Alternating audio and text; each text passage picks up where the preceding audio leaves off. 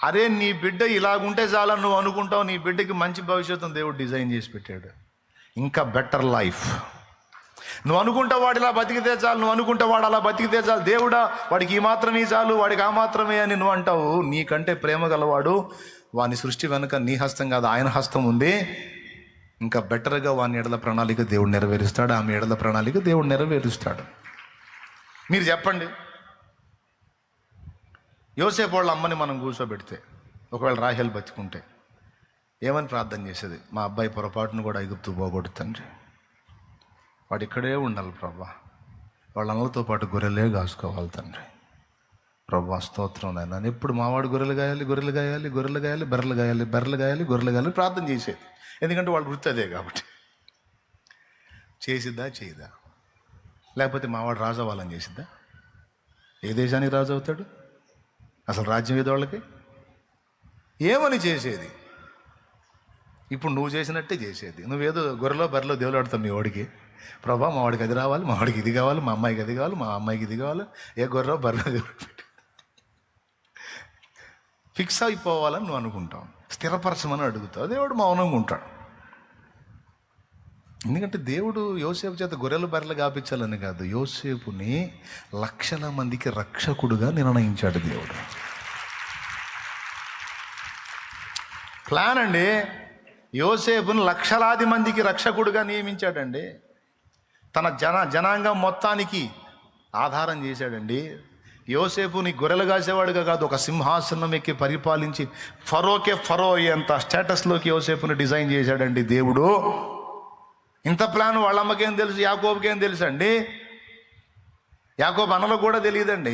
యాకోబు కుమారులు మిగిలిన కొడుకులు యోసేపు అన్నలకు కూడా తెలియదు. పనికిమాలినోడు కళ్ళలు గంటాడు, ఊరగ తిని నిద్రపోతాడు, నిద్రపోతే కళ్ళైగా వచ్చేది, దిక్కుమాలిన కళ్ళన్నీ గంటాడు, వచ్చి మనల్ని ఎగతాళి చేస్తూ ఉంటాడు, ఈయన చంపేయాలనుకున్నారు వాళ్ళు. కానీ ఆ వ్యక్తి విషయంలో దేవుని ప్లాన్ ఏంటి? యోసేపు వాళ్ళు అమ్ముంటే ఏమని అడిగేది? మీరు చెప్పండి, ఏం అడిగేది? మావాడు రాజు అవ్వాలంటదా, గొర్రెలు మంచిగా సమృద్ధిగా అభివృద్ధి చెందాలి తండ్రి, చాలా విస్తారమైన మందలు కావాలి, గొర్రెలే గాయాలని అడిగిద్దా? ఏం అడిగిద్ది? ఇప్పుడు నువ్వేం అడుగుతున్నావు అదే అడిగిద్ది. నువ్వేదో అనుకుంటావు అదే జరగాలి మా వాడికని అనుకుంటావు. జరిగిస్తే స్తోత్రం, జరిగించకపోతే గుర్తుపెట్టుకో, గొర్రెలు మందలు పశువులు కాదు, మనుషుల్ని గాయబోతున్నాడు. మనుషుల్ని గాయబోతున్నాడు. దేవుడు కార్యాలు జరగబోతున్నాయి. నువ్వు ఊహించని మలుపులు తిరగబోతున్నాయి. నువ్వు అనుకొనని కార్యాలు జరగబోతున్నాయి. ఈరోజు ఈ చిన్నది చాలు, ఈ కొంచెం చాలు, ఈ కొంచెం చాలు నువ్వు అనుకుంటున్నావు. నో నో నో, నువ్వు ఊహించిన దానికంటే, అడిగిన దానికంటే ఉన్నతంగా దేవుడు కార్యాలు జరిగించబోతున్నాడు. ఇది భవిష్యత్తు. అది నీ తలంపుల్లో ఉండాల్సింది, అది నీ ఆలోచనలో ఉండాల్సింది. అది ఇది మిస్ అయిందా, మరి శ్రేష్టమైంది అనే అనుకోవాలి. కానీ అనుకున్నది దక్కల. ఇంక నేను ఎందుకు బతకాలి? నీ బొంద. అంతకంటే శ్రేష్టమైన జీవితాన్ని నా తండ్రి నీకు సిద్ధపరిచాడు, నీ బిడ్డల దగ్గర సిద్ధపరిచాడు. నీ భవిష్యత్తు ఆశీర్వాదకరంగా ఆయన ప్లాన్ చేసుకుని ఉండొచ్చు. కాబట్టి నా జీవితం అంతే. నేను ఊహించలేదు కదా, అందుకే స్టార్టింగ్ ఆ పాట పాడుకున్నా. మరి పాడే కదా, ఇంకొద్దులే. కాబట్టి మీరు ఎంతమంది అర్థం చేస్తున్నారేమో, నిన్ను ప్రేమించి నీకై ప్రాణం ఇచ్చిన నా ప్రభువు, నీ భవిష్యత్తుకే భూమి మీదికి దిగొచ్చి సిలువ నీకు ప్రాణం పెట్టి నీ భవిష్యత్తుకు డోకా లేకుండా నీకు రక్షణ మార్గాన్ని వేసిన ప్రభు, ఈ భూమి మీద కూడా నువ్వు ఎదుర్కొనే రకరకాల పరిస్థితులన్నిటికీ తప్పించుకోవడానికి మార్గాలు వేశాడు, నీకు సహాయం అందడానికి దారులు వేశాడు.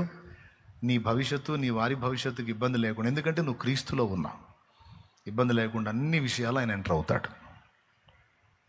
నువ్వు నమ్మినా నమ్మకపోయినా అని నేను అనను, మర్యాదగా నమ్ము. దేవునికి స్తోత్రం. మర్యాదగా నమ్ము, నెమ్మదిగా ఉండు. ఆఖరికి చావైనా సరే, నీకెంత కంపెనీ జబ్బున్నా ఆయన సెలవు లేకుండా సాగు కూడా రాదు. అంతే. దేవుడు స్వస్థపరచగలడు. ఆయన చిత్తమైతే ఒక రిపోర్ట్, నీ రిపోర్ట్ అద్భుతంగా మార్చి ఒక సాక్షిగా నేను నిలబెట్టగలడు. మిగిలిన వాళ్ళకి జరిగిందంటే వాళ్ళెవరికి జరగంది నీకు జరగవచ్చు. వాళ్ళెవరికి చిక్కని కృప నీకు చిక్కొచ్చు. వాళ్ళెవరికి దక్కని భాగ్యం నీకు దక్కొచ్చు. కరోనా టైంలో 70 శవాలు లేచిపోయినాయి కిరణ్ చుట్టుపక్కల, 70 శవాలు. డాక్టర్ గారు అన్నాడు, డాక్టర్ సుబ్రహ్మణ్యం గారు, దేవుని బిడ్డ, ప్రార్థనాపరుడు, కిరణ్ అన్న దగ్గరికి వెళ్ళి చెప్పాడు, కిరణ్ అన్న, వాళ్ళెవ్వరికి లేనిది నీకుంది, దేవుని కృప, నీకేం కాదన్న ధైర్యంగా ఉంటా, నీకు ఇస్తాడు, ఇదే అనుకో, వాళ్ళకు లేనిది నాకుంది దేవుని కృప. వాళ్ళ జీవితంలో జరిగిందా, వీళ్ళ జీవితంలో జరిగిందా ఏమో, నీ జీవితం నుంచి ఒక అద్భుతం మొదలుపెట్టి దేవుడు తన కార్యం జరిగించుకోవచ్చు. దానికి నువ్వే కేంద్ర బిందువు కావచ్చు. ఓకే, కాబట్టి ఎందుకు నిరాశపడాలి? సైతాను గాడికి ఎందుకు? మనం కదిలితే వాడిని పిలుస్తూ ఉంటాం, దరిద్రుడిని. అది పెద్ద పాత చుట్టంలాగా. వాడు చుట్టం కాదు, వాడు చుట్ట. సాధ్యమైనంత ఎడంగా ఉంచాలి వాడిని, దరిద్రుడిని, గబ్బెదవా. వాడు చుట్టం కాదు, చుట్టవాడు. చుట్టపోగా అక్కడ తగిలితేనే మనకి ఎక్కడ తిరుగుతుంటుంది తల. ఆడ దరిద్రుడు వాడు. మనం కదిలితే దేవుణ్ణి పిలుచుకోవాలి. ఈజిప్షియన్ పిరమిడ్స్ మీకు తెలుసా? ఈజిప్షియన్ పిరమిడ్స్, ఐగుప్తు పిరమిడ్లు అండి, ప్రపంచ వింతల్లో ఒకటి. రైట్. ఈజిప్షియన్ పిరమిడ్స్తో పాటు ఈజిప్ట్ వాళ్ళు చేసిన శవాలు కూడా మీకు తెలుసు కదా, మమ్మీలు.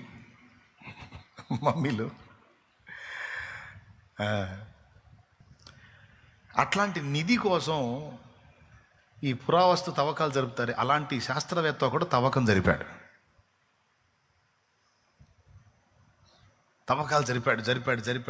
జరిపాడు. ఎక్కడుంది అతన్ని పెట్టింది? ఆ గుహ తెలుసుకుంటే, ఆ ఉనికి తెలుసుకుంటే, ఆ ప్రదేశం తెలుసుకుంటే ఆ సంపద అంతా వచ్చింది. పాపం 7 సంవత్సరాలు కష్టపడ్డాడు.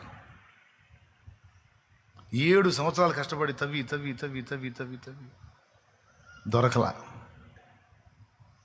చివరికి ఆపేశాడు. తను యంగ్స్టర్గా ఉన్నప్పుడు ఆ పని చేశాడు.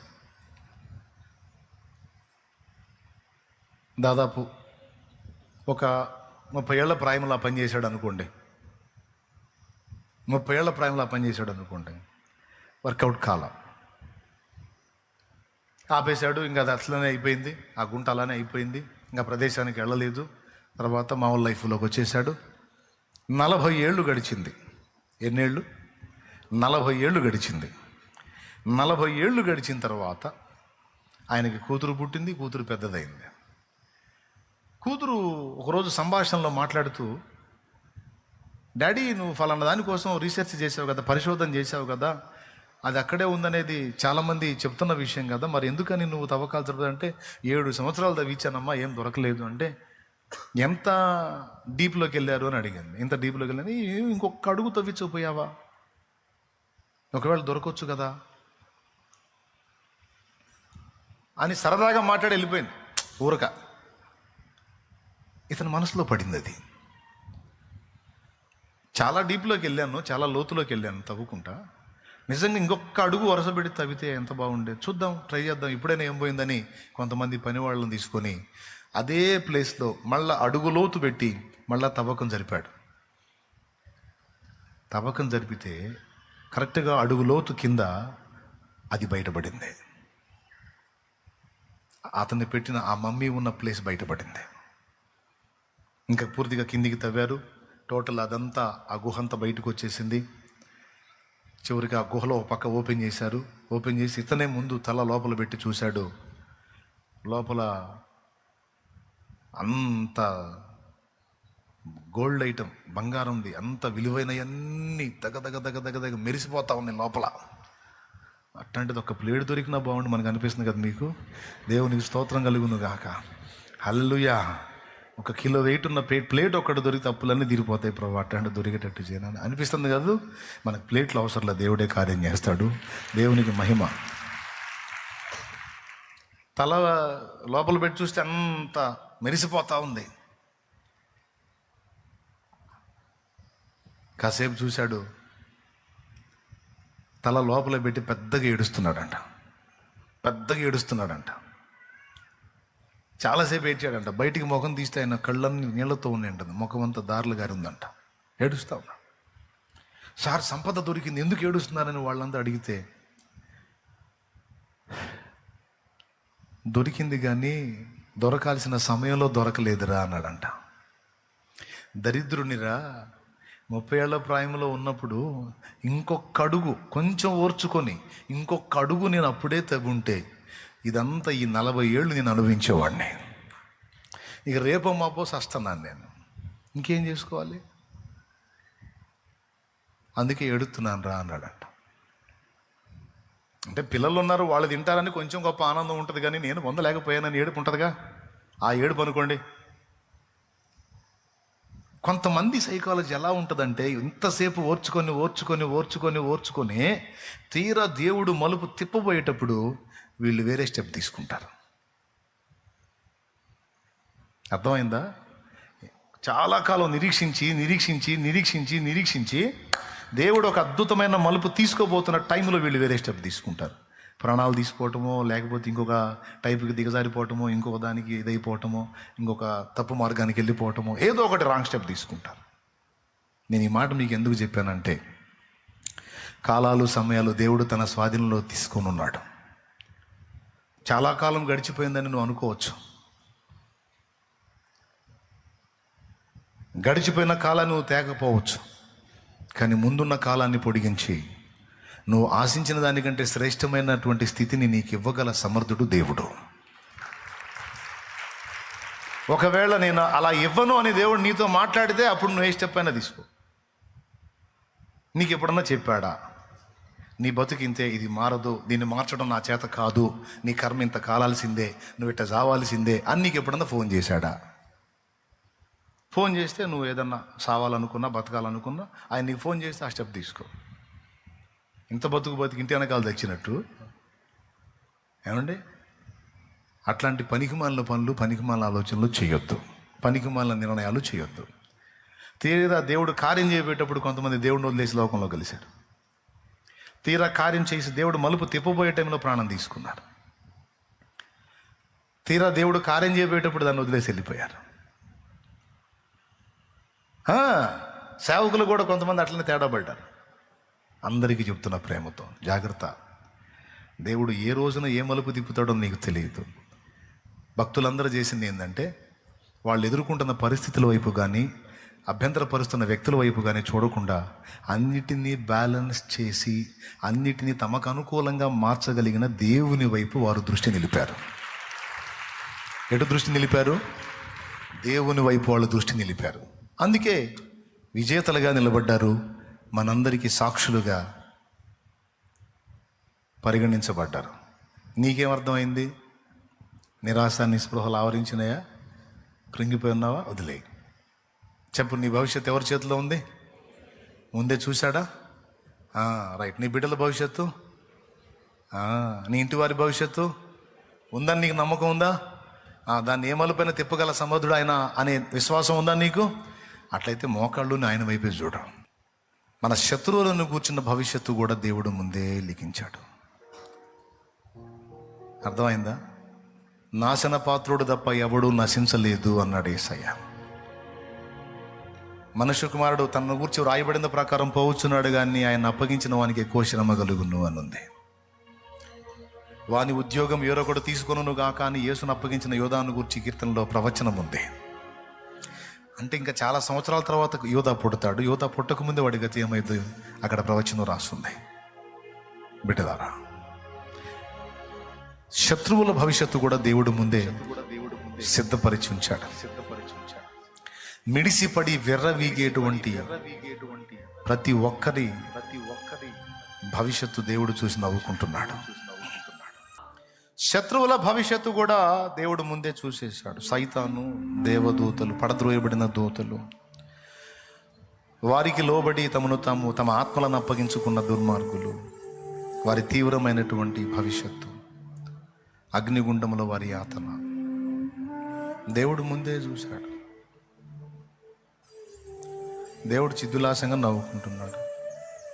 కాబట్టి నిన్ను వేధించువారు, శ్రమ పెట్టువారు, నిన్ను బాధించువారు, అవమానపరచువారందరూ సిగ్గుపడి తలదించుకొని అభావులయ్యేటువంటి దినం వస్తుంది. కాబట్టి ఎవరు ఏ పరిస్థితుల్లో ఉన్నా, ఎలాంటి వేదనామయమైన పరిస్థితుల్లో ఉన్నా, దేన్ని బట్టి కూడా నువ్వు కృంగిపోవడానికి వీల్లేదు. ఎందుకంటే నీ భవిష్యత్తు నా యేసయ్య చేతుల్లో ఉంది. ఓకే, నువ్వు ఎవరిని బట్టి ఇబ్బంది ఎదుర్కొంటున్న వారి భవిష్యత్తు కూడా ఆయన చేతుల్లో ఉంది. వాళ్ళ భవిష్యత్తు వాళ్ళ చేతుల్లో లేదు, వాళ్ళ భవిష్యత్తు కూడా ఆయన చేతుల్లో ఉంది. అర్థమైందా? కాలేదా? కాబట్టి ఎవరి స్థితి ఎలా మారిద్దో తెలియదు కదా. దేవుడే నీ శత్రువుల విషయంలో కూడా జోక్యం చేసుకుంటాడు. నిన్ను వేధించు వారి విషయంలో జోక్యం చేసుకుంటాడు. బాధించు వారి విషయంలో జోక్యం చేసుకుంటాడు. నేను అవమానపరిచిన వారి ఎదుట నీ తలని ఎత్తుతాడు ఆయన. ఎందుకంటే కొంతమంది ఆ విధమైన ఫీలింగ్స్తో ఇబ్బంది పడుతూ ఉంటారు. దాన్ని కూడా లక్ష్య పెట్టద్దు. అర్థమైందా? ధైర్యంగా దేవుల్లో ముందుకు సాగు. జయము నీదే, భవిష్యత్తు నీదే.